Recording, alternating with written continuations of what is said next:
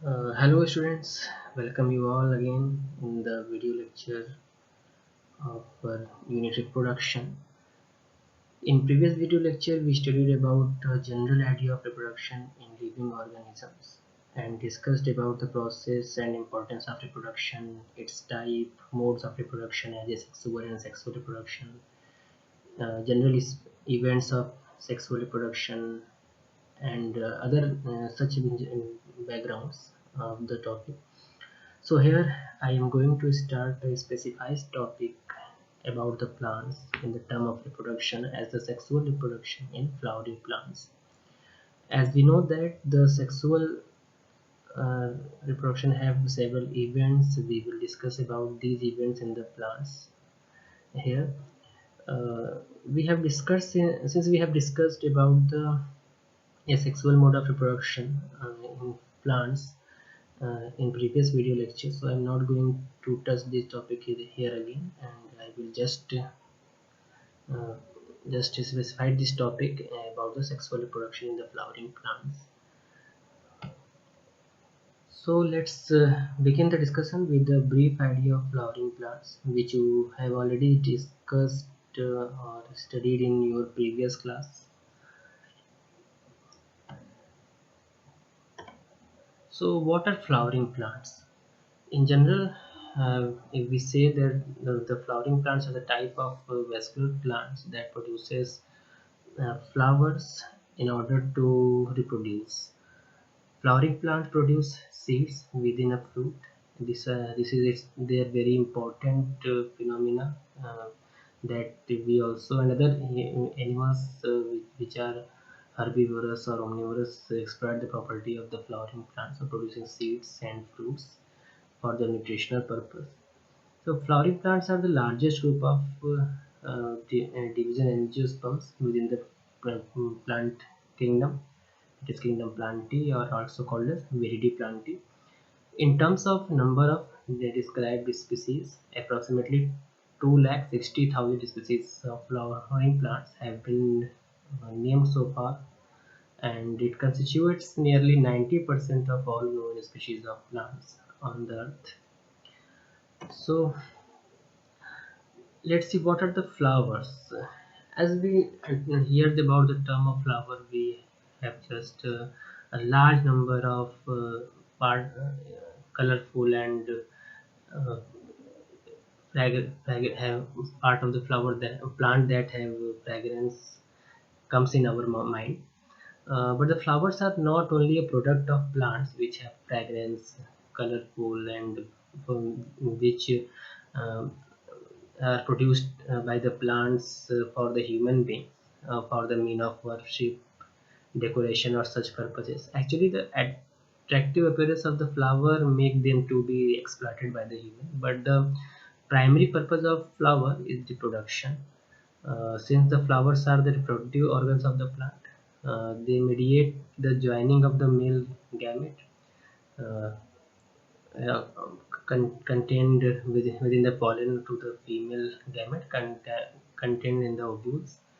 The female gamete of the plant is contained within the ovules of their ovary, and the pollen can have the male gamete, and the fusion of these gametes, as you know, the fusion of male and female gametes result in the formation of a zygote that develops into a new organism here in the new plant. So pollination is the movement of pollen from the anther to the stigma that we will study later. The whole process of sexual reproduction in flowering plants will be discussed in three basic events, that is pre-fertilization events, fertilization events, and post-fertilization. You have already heard uh, about these terms in the previous lecture. The pre-fertilization event in plants is comprised of maturity of sexual organs in plants, and that is again flower, gametogenesis, that is formation of gametes, and gamete transfer events. So the let's see what actually a flower is in the term of biology, that is why biologically. So if we define the flower. The flower can be defined as the reproductive structure of angiosperms, characteristically having either a specialized or um, male or female organs, or both male and female organs, such as stamens and pistil and the pistil, enclosed in the outer envelope of petals and sepals. Flowers, according to the NCRT or in the view of biologists, are morphological and embryological wonders and site of sexual reproduction. These are the these are the place where the sexual reproduction in the plants take place. And in general, if we define, they are highly specialized reproductive shoot comparable to leaves bearing shoot, and the sepals and petals may be regarded as modified leaves of the flower. Uh, but, while stamens and carpels also show some resemblance to leaves in position, arrangement, and internal structure and development. So, if we say the flowers are the modified shoot, and their appendages are mostly the modified leaves, and hence flowers of dicots are organized into four concentric whorls of organs: sepals, petals, stamens, and carpels, that arise sequentially from the floral arrangement. In short, we can say that the flowers are the reproductive structure of angiosperms. You have to remember these terms, and that's all. So, what is the structure of typical flower? If we uh, see, a typical flower has following parts, which can be divided into two parts actually. They are accessory parts and the reproductive parts. Accessory parts are the parts of the flower which are involved in the facilitating the process of reproductive parts. These includes calyx, corolla, uh, uh, thalamus, nectar glands, etc. While the reproductive parts are the parts which are directly involved in the process of sexual reproduction or in the sexual events. These comprise the androecium and gynoecium. So, if we say that calyx are the group of sepals, while the corolla are the group of petals, and the androecium and the gynoecium are the respectively male and female reproductive part of a flower, and androecium comprise the group of stamen. We will study them next slide. And the gynoecium comprises the group of pistils. This is to note that if a flower is bisexual or monoecious, androecium and gynoecium will be found in the same body. We have already learned about these. And but if it's dioecious, that is unisexual unisexual flower, either the flower either be staminate or pistillate. Staminate means it will consist of only stamens, that is only androecium, while if pistillate, then it will contain only the female reproductive part, that is the gynoecium or the pistils. This is also to be noted that the plant can also be unisexual or bisexual on the condition that which type of flowers, staminate, pistillate, or bisexual flowers are beared by the plant. And just recall your class 11th, and once turn your pages of morphology of flowering plants, and recall the terms in, the bisexual and sexual in the term of plants. This will be your, you can say, the homework.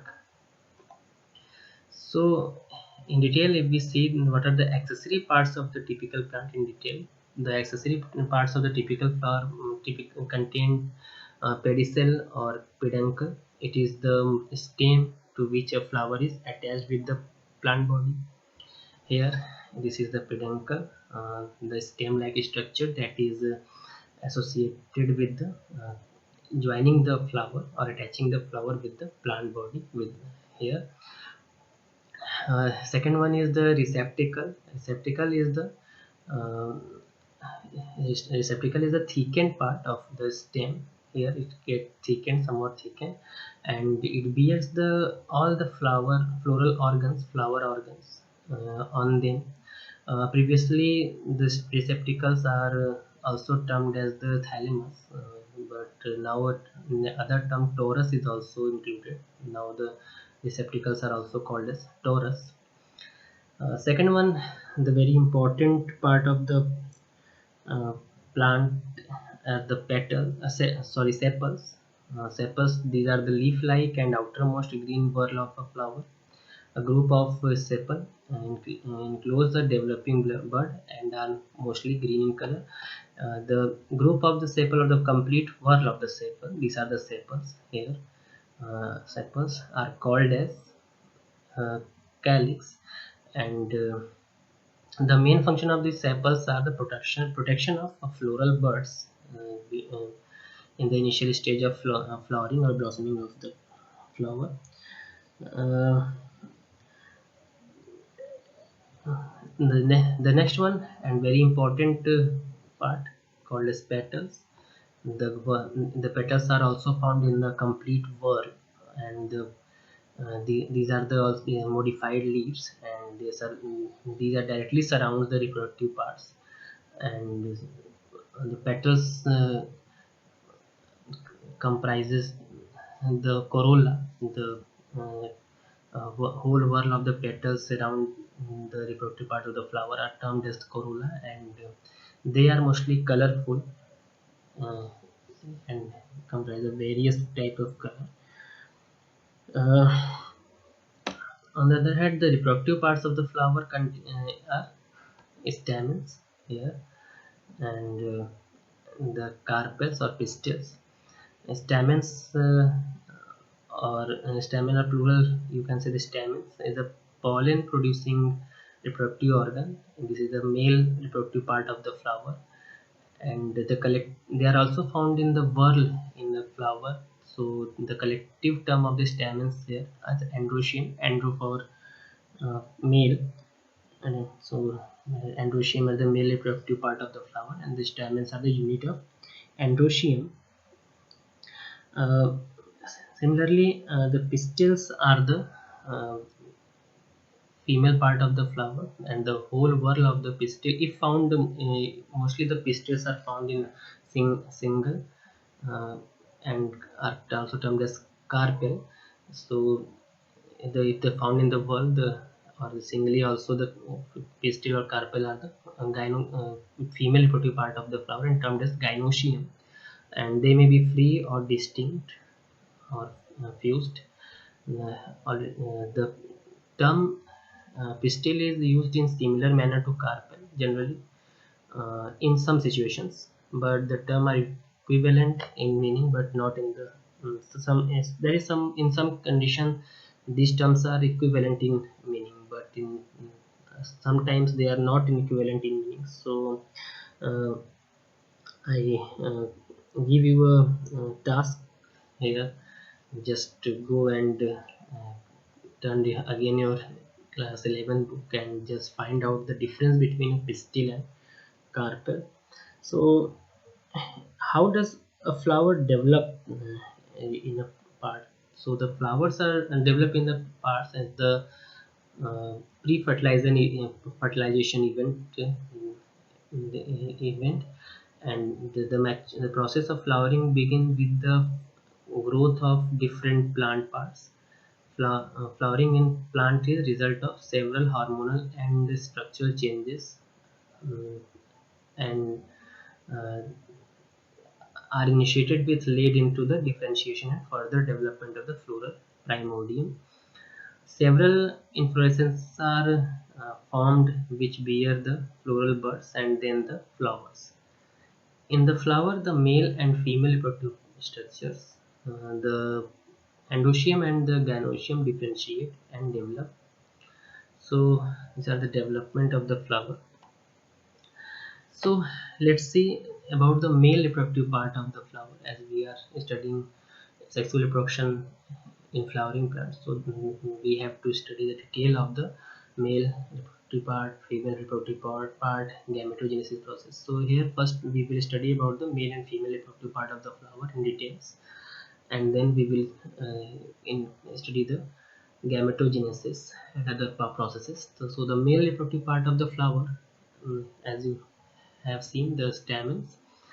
uh, about the structure of stamens, if we see the structure of the stamens are the stamens has two parts. First one are the filaments, and the uh, second one is the anther. What is filament? The filament is the long, slender stalk like structure. Here you can see that attaches the base of the flower and support the anther. And actually the flower are the anthers of the stamen are attached with the flower with the help of these filaments. The proximal end of the filament here, mm, actually the ends of the filament are defined in the term of the flower with the proximity of the flower. So the proximal end is the end that is near to the flower. So the proximal end of the flower is connected with the receptacle or petals, while the distal end with the anther. It is very important question and has been asked in the NEET examination 2017 or 18. While the anther are the knob-like parts of the stamen, and it can be considered as the spore case of the flower. This is to note that the number and the length of stamens are variable in the flower, and it is different in different species.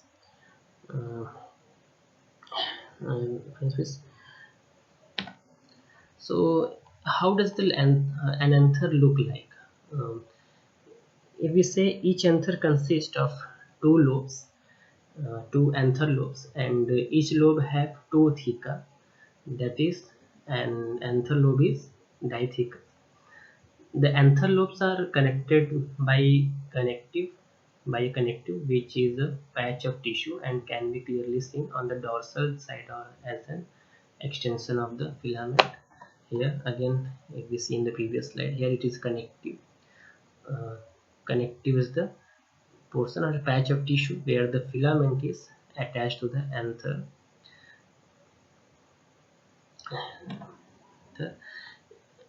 And again, if we see that these are the anther lobe, one anther lobe, two anther lobe, so it is a bilobed anther and anther. So each anther lobe again has two pollen sacs or pollen chamber placed longitudinally.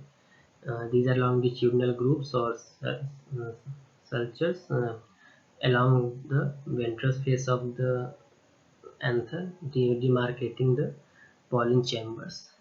Here it is the ventral surface, and it is a dorsal surface. It is uh, wrongly mentioned here, so just ignore it.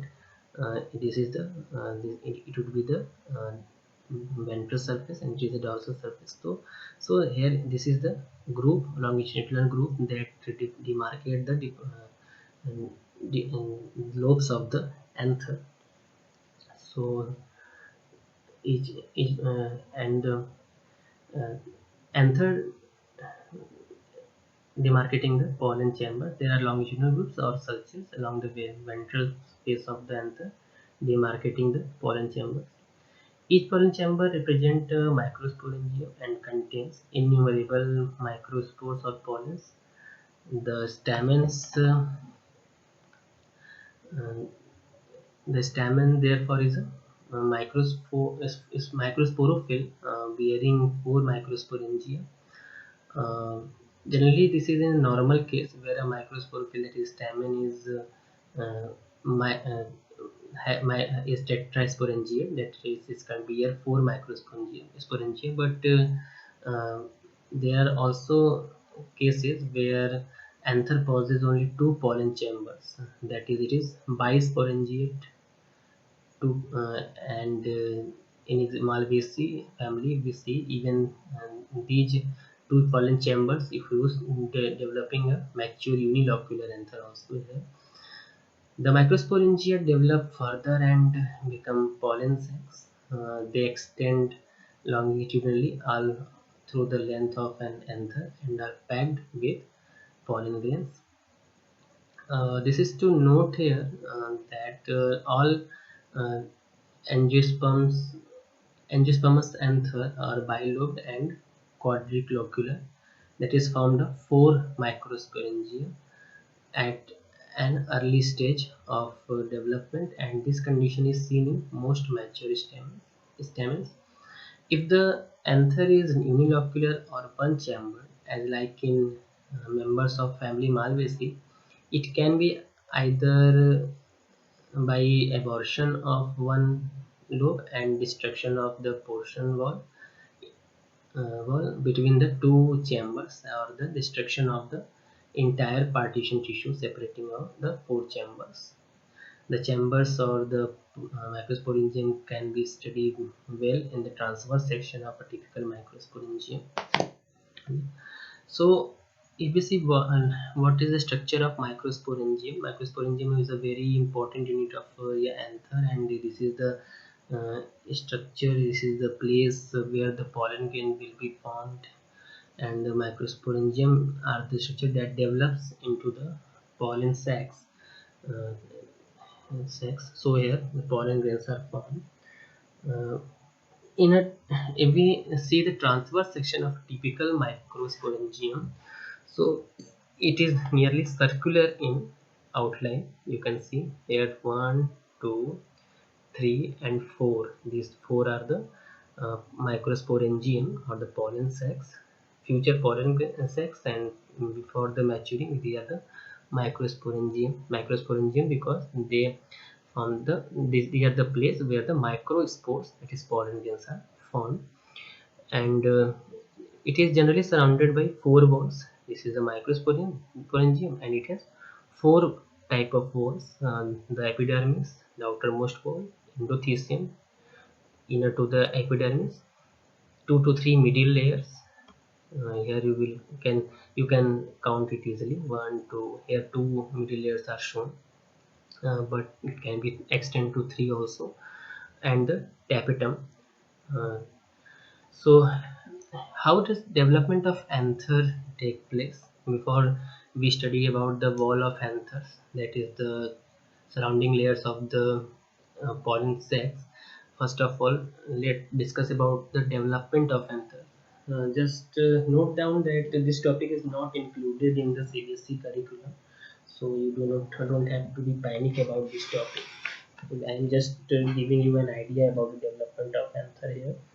So the young anther has a mass of meristematic homogeneous cells covered by a single layered epidermis initially, and these meristematic or homogeneous cells are found in 2 to 3 layers. So it becomes 4 lobe, and each lobe will form a microsporangium with microspores or pollen grains. So development of microsporangium and microspores, microsporogenesis. We will study the microsporogenesis later on in the topic of gametogenesis. But here we will study only the development of microsporangium. So the development of microsporangium take place as below. First of all, a mass of hypodermal cells become large sized and radially elongated and prominent at the 4 corners of the young anther. These cells are called archisporial cell. So the development of the anther is archisporial type. The archisporial cell divide by periclinal division to form 2 layers of cells. Uh, Outer one is the called outer primary parietal layer, uh, and the inner one is called as inner primary sporogenous layer.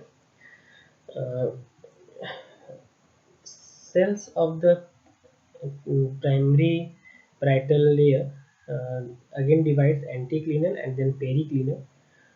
divisions to form multi-layered structure.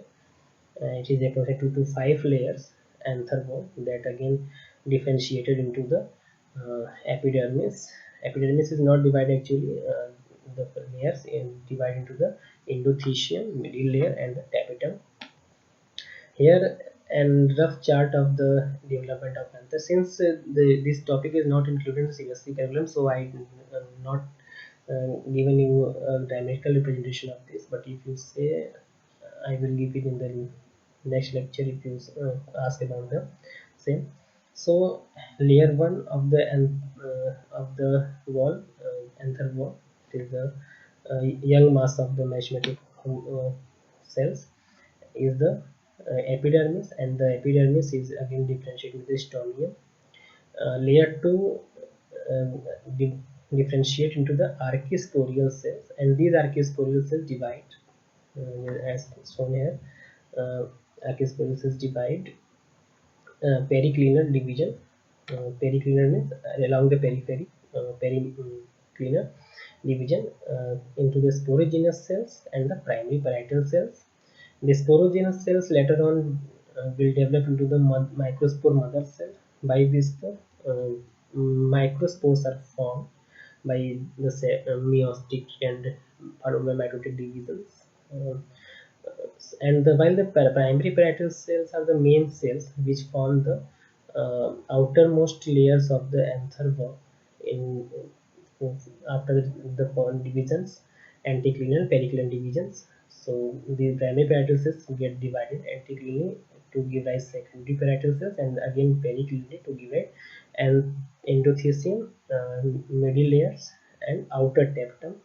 In the case some plants have inner tapetum too. In this case, the third layer of the homogeneous tissue firstly divide to give rise the connective tissue and the vascular bundles, and the connective tissue, the tissue that is the site of the attachment of filament with the anther remain uh, divide to give rise circular cell clusters and the inner tapetum too. So this is the development of anther in the plant. So in the division, likely the development of anther take place in the form of a small bud, and again the mass of the cells, which is the meristematic nature. After several divisions and differentiation, the give rise the walls of anther. So if we see what are the walls of wall layer of anther, the we have discussed the and layers of and wall layers of anther is made up of 4 layers. Epidermis, which is the outermost protecting layer of the anther, made up of latent cells. Endothelium, this is a single layer of radially elongated cells, and this is found just below the epidermis. The cells of the endotheliums have band of callus, and it is the main layer which is responsible for the dead cells of the anther, uh, but with the help of epidermis and the middle layers. Middle layers are the made up of thin walled cells, and it is approximately 3 to 4 layers thick.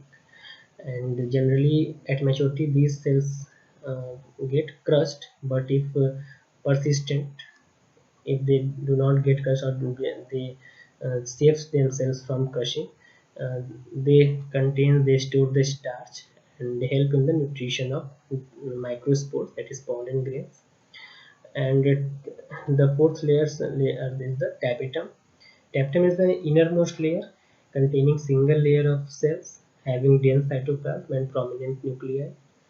uh, Sometimes they have multinucleate condition, that is more than one nucleus can be also found in the cells of tapetum. They surround the sporogenous tissues. Sporogenous tissues are the tissues which will act as the mother cells for the formation of pollen grains or microspores.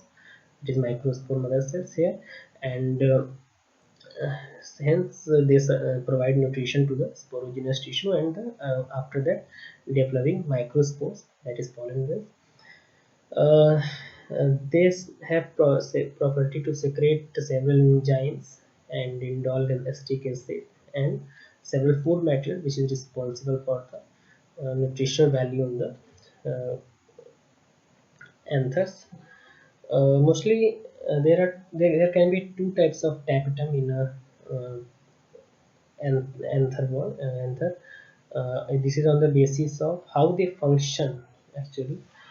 First one is the amoeboid, as the name suggests. They are amoeboid in structure, or as they in this type of tapetum, the cell wall of the tapetum get ruptured and the protoplasmic strands are formed, and these protoplasmic strand by the amoeboidal movement, amoeboidal movement means amoeba like movements, get